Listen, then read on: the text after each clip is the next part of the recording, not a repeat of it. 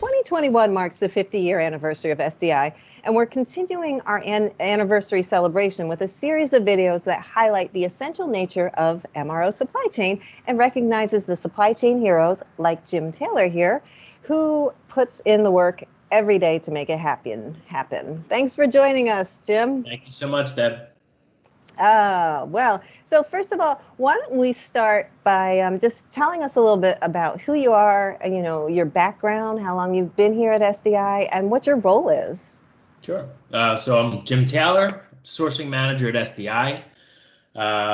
Started just over 3 years ago, and now I'm managing a team of analysts who are supporting the sourcing efforts for several different departments at SDI. Procurement, purchasing, and business development are the majority. Nice. Did you have a procurement background, or how did you land here at SDI? So I did have a procurement background, had a little bit of the category management prior to coming on board in a different industry. It was automotive. Oh, okay. We have some automotive component type manufacturer clients, right? Exactly. Yeah. Mm-hmm. So some of it does kind of cross over a little bit. Obviously, the business aspect of it is very similar. But, I was able to transform into this new industry, and it's actively embraced me. So I guess I reached out to a network of people, and they told me about SDI. It's a growing business, and here it is today is, one of the really talked about digital supply chain companies, right? Nice. So we're gaining in popularity, and a lot of that is thanks to your efforts, truly. What's been your biggest surprise since being here in the last 3 years? Probably the company culture. Really? So, yeah, I mean, everybody is real, and they're true, and they're honest, and quite frankly, that's kind of the best people, I think, in my opinion, right? You're in the right room when you're with real people that really care. And alongside of that, plus the diversity. So I came from going to a Catholic high school in the middle of Center City in Philadelphia, right? Mm-hmm. So it was a melting pot. Shout out to Roman Catholic High School. But the fact that you're able to interact with people from different cultures really tends to help your own type of experience as well, which is great. It helps your growth for sure. I mean, we have clients, so because our customers are kind of spread out across North America, and our employees, some of them are on site there, so we get to interact with people in the Midwest and in the Southeast and in Mexico even. So yeah, and it's interesting to see the differences, like between when you talk to somebody in New York City versus somebody in Chocolate Bayou. You just kind of have to slow down and adjust your tempo if you're a Northeastern. But yeah, so I mean, the pandemic kind of changed a lot of things, obviously, and now we you and I have talked a lot because we do so remotely now. But as you reflect on the last 14 months, what's one of the key things that you've learned from the pandemic, either in the supply chain business or in life in general? So I would say it has to be probably how well we could adapt.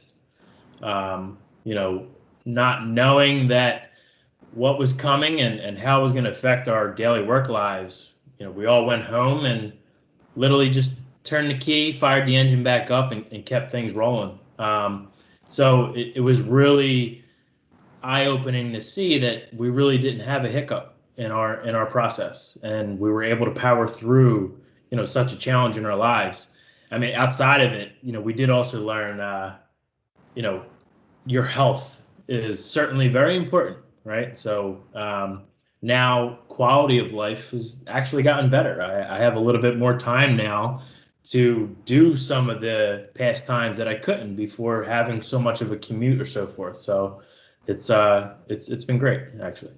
That's wonderful. I mean, yeah, I mean, we put so much into our work, and we focus so much on growing the business that sometimes we forget to, we have other other parts of our life to try to grow. So it's good that you're able to balance things and grow all these areas of your life. Sure. That's awesome.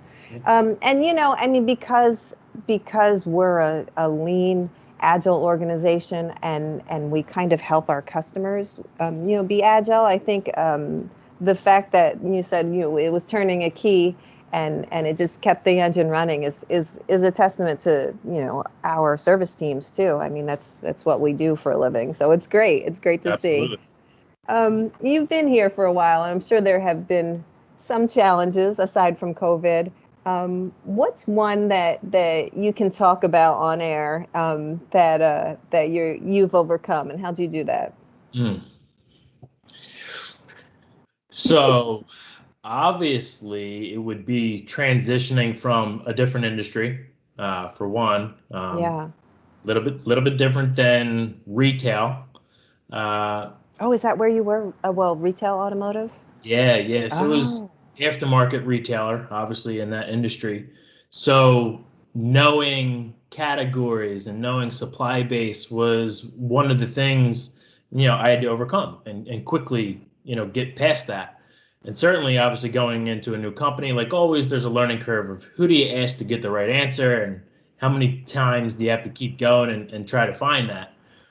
So there were some of the biggest challenges aside from that day back in March when we were unsure what was going on and we were all watching the news that weekend leading up, and then we walk into the office Monday morning and everybody's staring at you going, "Hey bud, what are we doing? Are we staying here? Are we going? I'm not sure how I feel." And had to make that decision, right? Hey, yeah. I think everybody should go home. And thankfully, it was, a mutual decision because only a couple hours later, the entire office cleared out and went home. So that was probably the most challenging, I would say. But Yeah, I mean, it's going to be difficult not knowing, like if, especially, I mean, you weren't that new at that time, but if you were new coming in, not knowing is the company going to support this decision? And that's one of the things that I was proud of, is that we took it seriously from the yeah, beginning, and it's better to be safe than sorry, right? absolutely, Um, absolutely. s- so yeah. So what's something that you want to brag about that you're really proud of accomplishing here at SDI? I don't like to brag. I would definitely say it would be the promotion. Um, one of the things that I actually make sure I keep up with is the recognition that this company does give, which today sometimes gets lost in our busy lives. It's really just keep pushing the needle, but you have to step aside every once in a while and make sure you tell your team, you're doing a great job, keep it up. And to that point, it eventually comes to the time where you're ready for the next level. So that definitely being recognized when I came in, obviously struggling through the learning curve of getting to know the new industry, and then finally having somebody say you need to go to the next level You was got this. Yeah. definitely one of the best moments I've had. So That's awesome. yeah, That's awesome. I mean, you should be proud of the work that you're doing and the trajectory of your career. You're doing great work here, Jim. thank you. So, your function is more like a center-led sourcing strategy. How do you know that what you do, impacts the customer? How do you know that that you're making a difference in their lives? I guess because my paycheck's still coming in the mail. Okay. No, it's really good to get feedback from the client.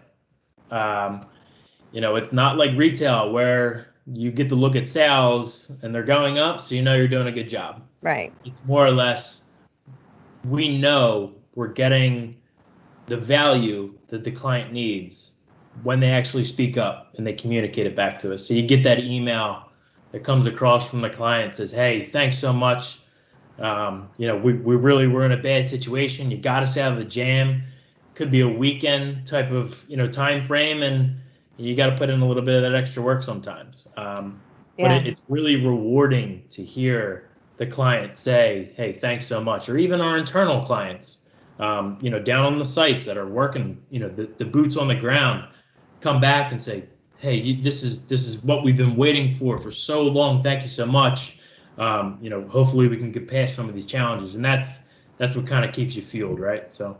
Yeah, I mean, it's we're here to help our customers solve their problems. So like you said, if it means putting in a little bit of effort on the weekend when we're out or whatever, it's pulling in extra resources. We whatever it takes to get the job done. That's a common theme I've heard with Yeah. everybody that I've talked to. So it's good to know that you're not like. Pushing uphill on this, that we're all behind you at this mindset. So that's good. And what would you say is the most rewarding part of your job then? Is that it, or is there? No, actually, obviously that's a good piece of it that kind of keeps you going, right? But I think it's the company that we work for sure. So today, I'm a big proponent of making sure I'm working for a company that is ethical, right? Has great moral ethics. Because there's so much of it today where, the companies we don't really hear of that are maybe producing a product that might not be so healthy, might have toxins or fillers, just things that really aren't helping our society. But SDI, on the flip side of it, is not trading off any of that. We add value to our clients without sacrificing the quality. Yeah. Right. There's that whole element of making sure we're doing the right thing. While we're helping ourselves obviously grow together, there's no sacrifice to anything that's a moral judgment. So to me, knowing that I'm working for a company that's doing the right thing for a large industry, even during the pandemic, you saw, the shelves were turning empty for certain products. Forget the PPE and the paper towels and the toilet paper, but even these other smaller food packaging companies or within the food industry or pharmaceuticals, were there to try to keep their lines going so that those products do keep landing on the shelf. And that's really where, it's really rewarding to see. So. Oh yeah, absolutely. And those companies are critical to the infrastructure of our economy overall. So a lot of times you get in the daily grind, like moving this from here to here every day, right? But I mean, it's making an impact. That's great. I'm glad that you feel that way because, it is good to have purpose. It's good to have purpose and everything. So what advice would you give one of the new recruits coming into SDI? We've got a lot of people signing up, coming on board. Learn as much as you can. Be a sponge. The one thing that will really make a well-rounded person is to really embrace change, learning new things. Obviously, you always want to grow. So, expanding that portfolio and coming in and really trying to figure out something totally new that who knows where it will take you, right? So, I didn't know where this would end up at, and I'm glad because I might have been pigeonholed, right? So now that, I came into this company, into a totally new industry, try to just absorb as much information as you can, and hopefully that will be successful for you. So. That's good advice, Jim. Thank you so much. And Jim, thank you so much for being here with us today. Jim Taylor, saving the world one customer at a time. Thank you so much, Deb. It was a pleasure.